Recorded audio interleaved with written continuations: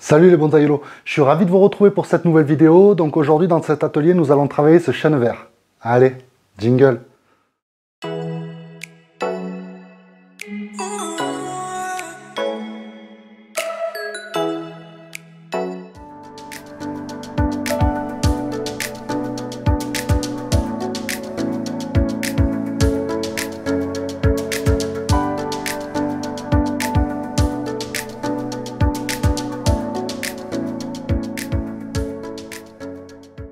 Nous sommes donc le 11 juin, donc c'est un arbre qui a effectué sa première pousse de l'année. Donc on voit qu'il a eu une pousse assez homogène sur l'ensemble de sa canopée. Donc c'est un arbre qui est issu de prélèvement. C'est un yamadori, un petit yamadori. Donc ça change à chaque fois des gros arbres. Pour une fois on va travailler un petit arbre. Donc c'est un arbre que j'ai prélevé en janvier 2019. Je vais vous faire voir en photo l'état de l'arbre au prélèvement et quelques évolutions sur les années qui ont suivi pour arriver à maintenant. Donc c'est un arbre qui se cultive bien. Donc c'est un chêne vert, un Quercus silex. Donc on peut le confondre parce qu'il évolue dans la nature, dans le même biotope, dans le même écosystème que le chêne kermès. Le moyen le plus simple de les différencier, parce qu'ils se ressemblent vraiment beaucoup. Donc les chênes verts qui vont être de petite taille, parce que le chêne kermès est plutôt un arbustif et le chêne vert un arbre. Pour les différencier, ça peut être assez compliqué parce qu'ils ont le même type de feuillage. Donc c'est un feuillage avec des épines qui est donc bordé de petites épines. Donc le seul moyen de les différencier, c'est au niveau des feuilles. Le chêne vert va avoir une partie donc dufteuse sous la feuille, tandis que le chêne kermès, le chêne coxifera, va avoir donc la feuille qui va être lisse sur les deux faces. Donc on peut voir, il a une jolie écorce. Là, il y a un chari naturel donc, que j'ai découvert lorsque je ne l'ai pas vu au prélèvement. C'est lors de la culture, la recherche donc, du vivant. J'ai vu que c'était une partie morte, il y avait un gîne. Ici, il y avait un bois mort qui était beaucoup plus grand. Donc, en le nettoyant, je me suis aperçu qu'il y avait donc un chari. On voit ici une belle racine qui remonte. Donc l'atelier d'aujourd'hui, on va effectuer une taille en verre donc, sur les pousses qu'il a eu de l'année. Avant de procéder à ça, on va donc éliminer l'ancien feuillage pour pouvoir poser donc, de la ligature, puisqu'on va effectuer donc, une mise en forme et une taille en verre du feuillage. On pourra sûrement intervenir donc, sur la structure, parce qu'on voit ici une branche que j'avais mis en forme mais qui me plaît plus trop quand je tourne autour ici, à ce niveau-là. Elle a un diamètre qui est un peu trop important. Et donc pour la ligne de tronc, si on part d'ici et qu'on remonte, qu'on a notre ligne de tronc, ce serait plutôt ce type de branche qui prendrait le relais. Déjà on va effectuer le nettoyage de l'arbre. On va donc utiliser un ciseau pour ne pas abîmer donc, la base des feuilles, puisque ce sera à la base des feuilles qu'on va essayer d'avoir du bourgeonnement en arrière. L'objectif de cet atelier va être, par le biais de la taille en verre, d'essayer de faire bourgeonner l'arbre en amont, donc sur l'ancien bois, là où il y a les feuilles des saisons précédentes, donc on va retirer, et donc les nouvelles pousses, on va les tailler à 2-3 feuilles, et on va pour cela espérer un rebourgeonnement en arrière. Donc on se retrouve après, je vais faire donc le travail de nettoyage au niveau des branches et on se revoit après.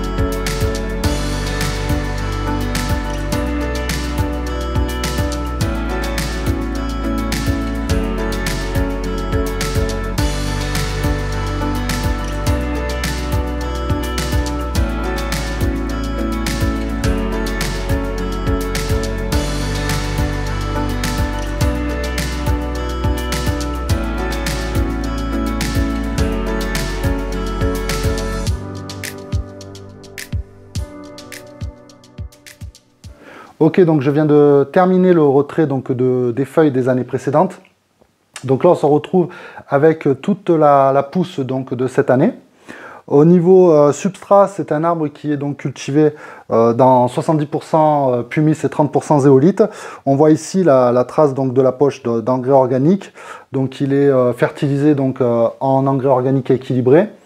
Et une fois par semaine, je viens donc mettre une dose d'engrais minéral, donc dosé à moitié. Et bien sûr, les 2 semaines qui ont précédé donc l'atelier ici, donc là j'ai bien été assidu donc sur l'apport en engrais minéral pour donc essayer d'optimiser la réaction donc de l'arbre suite aux travaux qu'on va y faire dessus. Donc c'est un style penché, d'accord, donc même très penché. Donc ici, on a le choix avait été fait donc de partir donc sur des branches de direction du bas, les branches d'appui. Par rapport au projet, on va ligaturer, on va baisser encore plus donc ces branches pour donc donner encore un peu plus de lumière au rebourgeonnement arrière. Il a déjà eu cet atelier dessus qui a déjà été fait. Donc il a eu une période de reprise et de pousse libre pour avoir du choix, bien laisser l'arbre aussi bien monter en diamètre ses branches. On va bien sûr à des endroits comme ici, des endroits comme ceci, il va falloir faire la sélection. Donc celle-ci est dessus, ok. Donc là forcément, ça va être celle du dessous qu'on va supprimer pour avoir notre ramification. Ici, notre ramification et une autre branche qui viendra par-dessus. Donc là, après, on lui mettra du fil et la mise en forme. Donc on peut déjà faire du nettoyage au niveau des pousses qui sont par 3, parce que le fait d'avoir 3 branches, ça va créer des problèmes de conicité ensuite. Donc il y a eu pas mal de départs triples. Hop. Donc là, celle-ci, on voit les 2 départs terminaux et on voit qu'il y a plein de départs. Voilà. Si après on veut un groupe là et un groupe ici, on va supprimer ça, c'est à la même hauteur. Hop là. Là j'ai 3 départs, donc celle-ci. Voilà, on va là.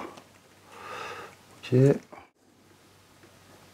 Donc je vais faire les 2 principales ici en 2,5 et ensuite en 2.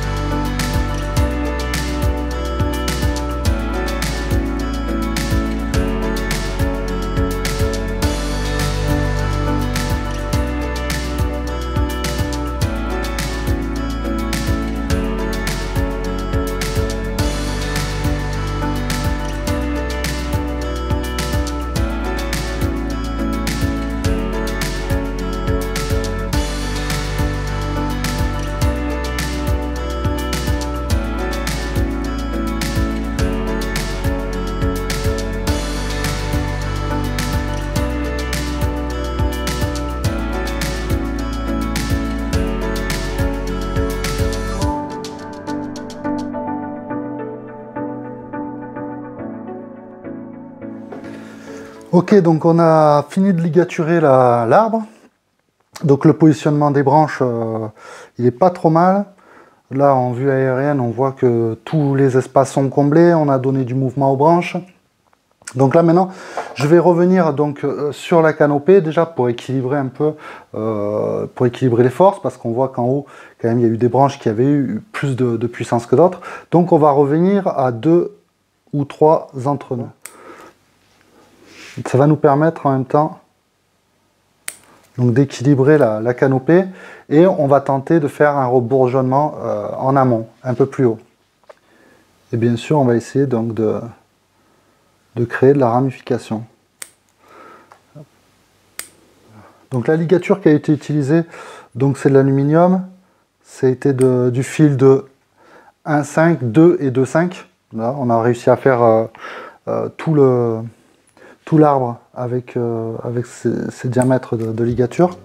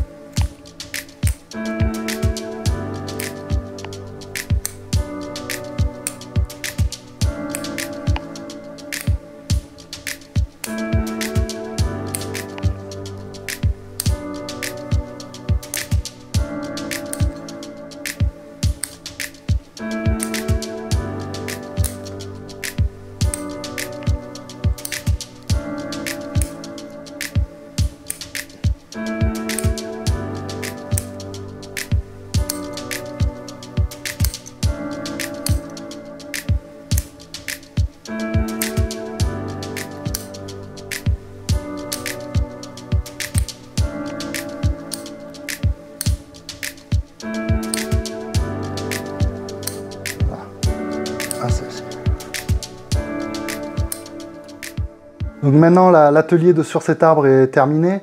Donc on arrive à voir, normalement vous devriez voir apparaître très clairement donc, le système de charpentière, le système de branches. Donc on a bien remis en place. On a donné une direction, donc j'ai donné une direction à l'arbre. Là maintenant il aura un petit ralenti pendant 1 ou 2 semaines, pendant 15 jours, 3 semaines, un ralenti, et normalement un nouveau bourgeonnement en réaction devrait apparaître. Donc on lui a retiré lors de cet atelier 60 à 70% de son feuillage. La ligature qui a été utilisée principalement sur cet atelier, ça a été donc du 1,5, du 2 et du 2,5 mm en aluminium. Donc l'atelier sur cet arbre est maintenant terminé. J'espère qu'il vous a plu, et n'hésitez pas à mettre un commentaire sous la vidéo, à mettre un pouce bien sûr, et à vous abonner si ce n'est pas déjà fait. Et je vous dis à bientôt pour un prochain atelier. Allez, ciao ciao!